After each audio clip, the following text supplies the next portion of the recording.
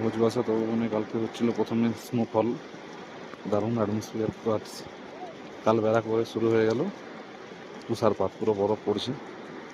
আর এটা চলবে একদম 11-12 তারিখ পর্যন্ত। যদি আমরা না যেতে পারি আজকে, তাহলে পুরো আটকে পড়ে যাবে।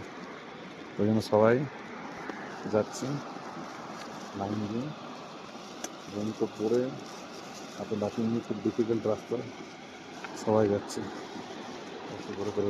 যেতেই হবে, না পৌঁছালে তো হবে না। আমাদের ট্রেন আছে। লাইফে এই ফার্স্ট টাইম আমার এইরকম বরফের মধ্যে দিয়ে যাওয়া।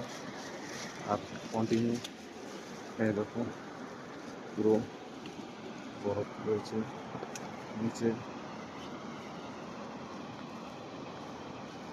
গঙ্গা গঙ্গাজি বয়ে চলেছে তার নিচের গতিতে।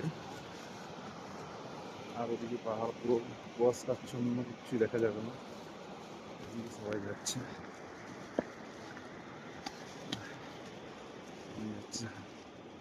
আমার সাথে আরও পেছনে আরও অনেকে রয়েছে, আমরা অনেকটা এগিয়ে গিয়েছি। অনেকে বয়স্ক যারা, তারা আরও স্লোলি হাঁটছে। বাট আমি আর আমার পার্টনার সঞ্জিত দুজনে এগিয়ে গিয়েছি। ও, হাঁপিয়েও যাচ্ছি। রেনকোট পরে চলেছে। হ্যাঁ, হার ভেঙে টেনশনে পড়ে গিয়েছিলাম, যেরকম যদি তুষারপাত হয় কী করে যাবো। তো আজকে গাইড বললো চলো, এইভাবে সবাই বেরিয়ে যাচ্ছে, নাহলে আরও 4-5 দিন পর আরও যাওয়াই যাবে না।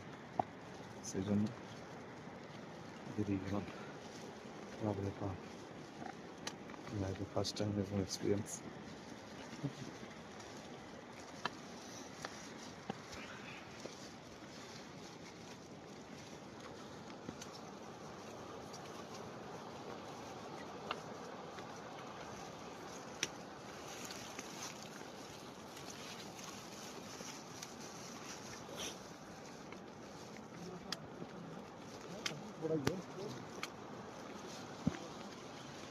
এই ভদ্রলোক স্লিপার পরে এসছে, দিয়ে বারবার ভরকে পড়ে যাচ্ছে। আজও পাবলিক মজার উপরে। ভাই, আরে ভাই, ট্রেকিং শুতে পর এই কোথাকার পাবলিক ভগবান জানে।